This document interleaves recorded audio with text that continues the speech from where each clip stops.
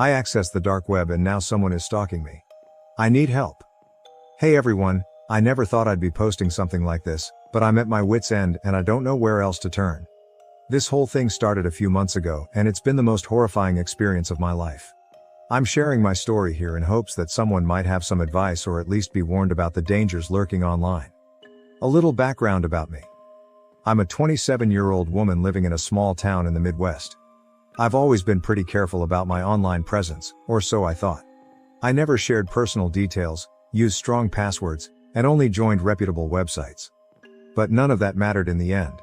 It all started innocuously enough. I was scrolling through my emails one evening when I noticed a message from an unknown sender. The subject line read, "Your details have been leaked." Thinking it was spam, I almost deleted it without reading, but curiosity got the better of me. The email was short and to the point. "Your name and address have been posted on the dark web. Be careful, they are coming." My blood ran cold. I reread the message multiple times, hoping it was some sort of sick joke. But then I noticed a second email from the same sender, containing a link. Against my better judgment, I clicked it. The link led to a page on the dark web where, to my horror, I saw my full name, address, and even a recent photo of me. There were comments beneath the post, vile and disturbing, discussing what they wanted to do to me. Panicking, I contacted the local police, but they were dismissive. They told me there wasn't much they could do about anonymous threats online and suggested I tighten my home security. So I did. I installed cameras around my house, changed all my locks, and even adopted a large dog named Max for extra protection. For a while, things seemed to calm down, and I began to hope that maybe it had all been an empty threat. Then, about a week later, I started noticing strange things. It began with small, almost unnoticeable incidents. My mail would be opened when I collected it, but I chalked it up to nosy neighbors. Then, I found muddy footprints near my back door, but Max was an indoor dog and couldn't have made them. The real terror began when I started receiving photos of myself in the mail. They were taken from outside my house, through windows, and even from inside. Each one was accompanied by a message, "I'm watching you." I was living in a constant state of fear. I barely slept, jumping at every sound, convinced that someone was lurking in the shadows. My friends thought I was paranoid, and my boss grew increasingly concerned about my performance at work. But how could I focus when I felt like I was being hunted? One night, I was lying in bed, staring at the ceiling, when I heard Max growling downstairs. My heart pounded as I grabbed the baseball bat I kept by my bed and crept down the stairs. I found Max at the back door, hackles raised, growling at something outside. I peeked through the window but saw nothing. Still, the sense of being watched was palpable. The next morning, I found a note taped to my door. It read, "Enjoying the show?" That was it. I knew I couldn't handle this alone anymore. I decided to take some time off work and stay with my parents for a while. They lived a few hours away, and I hoped that putting some distance between me and my stalker would help. Before I left, I asked my neighbor to keep an eye on my house and let me know if anything strange happened. A few days at my parents' house brought some much-needed relief. I began to feel safe again, like I could breathe without constantly looking over my shoulder. My parents were supportive and understanding, although they too were baffled by the lack of action from the authorities. I started to believe that maybe, just maybe, I could move past this nightmare. But my brief respite was shattered when my neighbor called me one night, his voice trembling. "Someone broke into your house," he said. "I saw them. They were just standing in your living room, staring at your photos on the wall." I called the police, but they were gone by the time they arrived. I returned home the next day, finding my house ransacked. My stalker had left another note, this time pinned to my bedroom door. "You can't hide from me." The police took a report, but I could tell they didn't think they would catch the person responsible. They advised me to stay somewhere safe, but where could I go where this person wouldn't follow? I felt utterly helpless. My life was being dismantled piece by an unseen tormentor and no one seemed able to stop it. That's when I decided to go public with my story. I needed to warn others about the dangers of having their personal information exposed online and, more importantly, I needed help. I began researching ways to protect myself, delving into forums and online communities that specialized in cybersecurity and personal protection. I learned about VPNs, encryption, and other methods to safeguard my online presence. I even hired a private investigator to try to track down the person who had posted my details in the first place. But every lead was a dead end and my stalker seemed always to be one step ahead. One night, as I was browsing through one of these forums, I received a private message from an anonymous user. The message was chilling. "I know where you are. I will always find you. I threw my laptop across the room, my heart pounding with terror. It was clear that my stalker was not just some random person. They were someone with significant resources and a deep obsession with me. I felt like a puppet, with my strings being pulled by an invisible hand. Desperation began to set in. I started sleeping in motels, changing locations every few nights, but no matter where I went, I couldn't shake the feeling that I was being watched. Every shadow seemed sinister, every creak of a floorboard a sign of imminent danger. And then, the final straw came. I received a package at one of the motels. It had no return address, but it was addressed to me in handwriting I didn't recognize. With shaking hands I opened it to find a small box inside. Nestled within was a USB drive. I didn't want to plug it into my laptop, fearing it could be a virus, but my curiosity got the better of me. I found a public computer at the library and inserted the drive. There was only one file on it, a video. As it began to play, I felt the blood drain from my face. The video showed me, filmed from outside my parents' house, then cutting to various motels I had stayed at. The footage was recent, showing me in places I thought were safe. The final frame was a close-up shot of my face as I slept, taken from inches away. The screen went black, and then a message appeared. "You can't escape." I yanked the drive out and fled the library, my mind racing. It was clear now that no matter what I did, this person would always be one step ahead, always watching, always waiting. I don't know how much more of this I can take. I'm exhausted, terrified, and running out of options. If anyone out there has any advice or has been through something similar, please, I need your help. I can't keep living like this, constantly looking over my shoulder, wondering when my stalker will finally make their move. Hey everyone, thanks for the overwhelming support and advice on my previous post. I wish I could say things have gotten better, but they've only taken a darker turn. Here's what has happened since I last updated you all.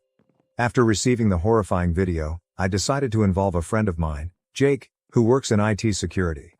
Jake was appalled by what I was going through and offered to help me beef up my digital defenses. He set up a secure network at my house and gave me a burner phone to use in case my current phone was compromised. He also taught me a few tricks to stay under the radar online. For a brief moment, I felt a sliver of hope. Despite these precautions, the sense of being watched never left me. Every night, I would hear strange noises outside my house. Sometimes, I would find footprints around my property, different from the ones I'd seen before. They were larger, and there were more of them. It was as if someone was circling my house, surveying every inch of it. Then things escalated further. One evening, I came home from work to find my front door ajar. Max was nowhere to be found. Panic set in as I frantically searched the house. I found him in the basement, unharmed but visibly shaken. He had never been down there before, and it took a lot of coaxing to get him to come upstairs. That night, I noticed a new note on my pillow. "I see you've made a friend." Jake suggested we check the security footage from the cameras he had installed around my house. When we reviewed the footage, we saw a figure in a dark hoodie entering my house through the back door. The intruder moved with a disturbing calmness, as if they knew exactly where the cameras were placed. They avoided looking directly at them, making identification impossible. They spent hours in my house, going through my belongings, touching my clothes, and even standing over my bed while I slept. The sight made my skin crawl. Jake took the footage to the police, but their response was lukewarm at best. They suggested I might know the person and should consider any acquaintances who might have a vendetta against me. This only added to my frustration and fear. Who could possibly want to torment me like this? A few nights later, I woke up to the sound of whispering. I froze in bed, straining to listen. It was coming from the direction of my living room. I grabbed my phone and quietly called Jake, who lived nearby.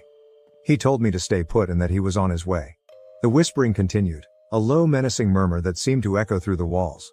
Max growled softly beside me, his ears pinned back in fear. Jake arrived within minutes, bursting through the front door with a baseball bat in hand. The whispering stopped abruptly. We searched the house together but found no one. The only evidence of an intruder was a single sheet of paper on my coffee table, with the words "You can't hide forever," scrawled in red ink. Jake took the note and promised to have it analyzed, but I knew it wouldn't lead anywhere. My stalker was too careful, too meticulous. The next day I decided to take a leave of absence from work. I couldn't focus, couldn't think about anything other than the constant threat looming over me. I spent my days barricaded in my house, jumping at every sound, and my nights were sleepless, filled with nightmares of being watched. One particularly rough night, I was jolted awake by a loud crash. I grabbed my bat and cautiously made my way downstairs. My living room window was shattered, glass scattered across the floor. Outside, under the dim light of the street lamp, I saw a figure standing motionless, watching me. They lifted their hand and pointed directly at me before disappearing into the darkness. Jake arrived moments later, but the figure was long gone. He insisted I stay at his place for a while, and I reluctantly agreed. Packing a few essentials, I left my home, feeling a mix of relief and dread. Max and I settled into Jake's guest room, but I knew this was only a temporary reprieve. At Jake's, things seemed calmer for a few days. He showed me how to access the dark web safely, and we began searching for any leads on who might have posted my information. We found the original post, but the user had vanished, leaving no trace. It felt like hitting a dead end over and over again. One night, Jake and I were deep into our research when my phone buzzed with a new text message. It was from an unknown number. The message read, "Nice try, you can't escape me." Attached was a photo of me and Jake sitting in his living room, taken through the window. My blood ran cold. Jake immediately checked his security system, but everything appeared normal. Whoever this was, they were good, too good. The next few days were a blur of anxiety and fear. I barely ate, barely slept. Jake tried to reassure me, but I could see the worry in his eyes. We decided to involve more friends, hoping that strength in numbers would help. A few of our mutual friends moved into Jake's house with us, creating a kind of impromptu safe house. For a while, it seemed to work. The messages stopped, and I began to feel a bit more secure. But it didn't last. One night, we were all sitting in the living room when we heard a loud banging on the front door. Jake peeked through the peephole and turned pale. "It's him," he whispered. He told everyone to stay quiet and grabbed his bat. The banging continued, more insistent now. We all huddled together, too scared to move. After what felt like an eternity, the banging stopped. We waited in silence, listening for any signs of movement. Suddenly, the power went out, plunging the house into darkness. We heard footsteps inside the house, slow and deliberate. The intruder was inside. Jake motioned for us to stay put while he crept towards the noise. Minutes felt like hours as we waited in the dark, listening to the sounds of a struggle. Then silence. My heart pounded in my chest as I called out for Jake. No response. I gathered the courage to leave our hiding spot, clutching a kitchen knife. I found Jake in the hallway, unconscious but breathing. The intruder was gone, leaving behind a final note pinned to the wall. "This isn't over." The police arrived quickly this time, but again, there was little they could do. They advised us to stay somewhere safe, but where was safe when this person seemed to know our every move? I decided to leave town entirely. I packed up my things and headed to an undisclosed location, somewhere I thought no one would find me. For now, I'm staying with a distant relative who has no online presence, hoping that will throw my stalker off the trail. But the fear remains, gnawing at the back of my mind. Hey everyone, it's been a while since my last update. Things have taken a drastic turn and I finally have some closure, though it came at a high cost. Here's the final part of my story. After fleeing to my relative's place, I spent the first few days in constant anxiety, jumping at every shadow, every unexpected sound. My relative, Aunt Claire, was kind and understanding, though she didn't fully grasp the gravity of my situation. She lived in a remote cabin in the woods, miles away from the nearest town. It felt like a fortress of solitude, far removed from the reach of my tormentor. For the first time in months I began to feel a semblance of peace. The tranquility of the woods was soothing, and the absence of technology was a welcome relief.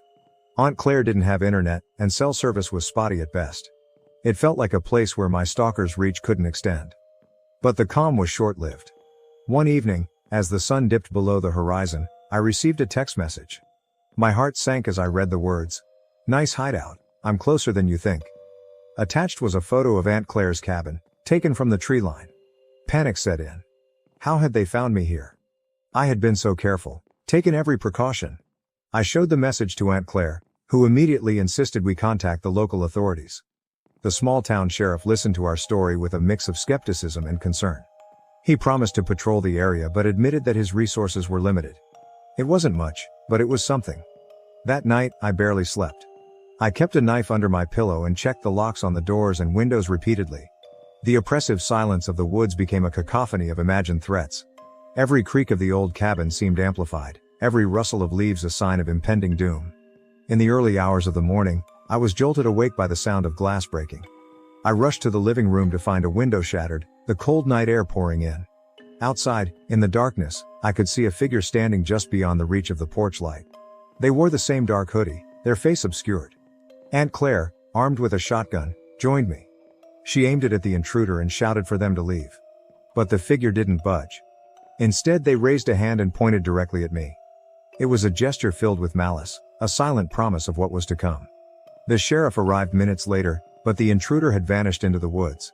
He reassured us that he would increase patrols and suggested we stay somewhere else for the night. Aunt Claire refused to leave her home, and I didn't want to be alone, so we decided to stay and keep watch. The next few days were a tense waiting game. The sheriff kept his word, patrolling the area regularly, but the sense of unease never left.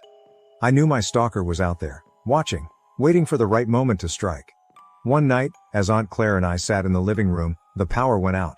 The sudden plunge into darkness was terrifying. We grabbed our flashlights and weapons, prepared for the worst. The silence was broken by the sound of footsteps on the porch. Aunt Claire aimed her shotgun at the door, ready to fire. The door burst open, and a figure lunged at us. In the chaos, shots were fired, furniture overturned, and the struggle moved throughout the cabin. I managed to get a glimpse of the intruder's face, an unfamiliar man, eyes wild with obsession. In the fray, Aunt Claire was knocked unconscious. Fueled by adrenaline and fear, I fought back with everything I had. The intruder was strong, but desperation gave me an edge. I grabbed a fireplace poker and struck him repeatedly until he collapsed, bloodied and unconscious. When the sheriff arrived, he called for an ambulance and secured the intruder. It turned out my stalker was someone I had briefly interacted with online years ago, a seemingly innocuous conversation that had spiraled into a dangerous obsession. The authorities found a makeshift camp in the woods where he had been living, monitoring me, and planning his attacks. Aunt Claire recovered from her injuries, and the stalker was taken into custody, facing a slew of charges. The sense of relief was overwhelming, but so was the lingering fear. I had been hunted, terrorized, and nearly broken. It would take time to heal from the trauma, but I was determined to reclaim my life. I returned home eventually, fortified with new security measures and the support of my friends and family. The experience left me scarred, but it also made me stronger. I became an advocate for online safety, sharing my story to warn others about the dangers that lurk in the shadows of the internet. Thank you to everyone who supported me through this nightmare. Your advice and encouragement kept me going when I felt most hopeless. Stay vigilant, stay safe, and remember, evil can be closer than you think, but so can the strength to overcome it.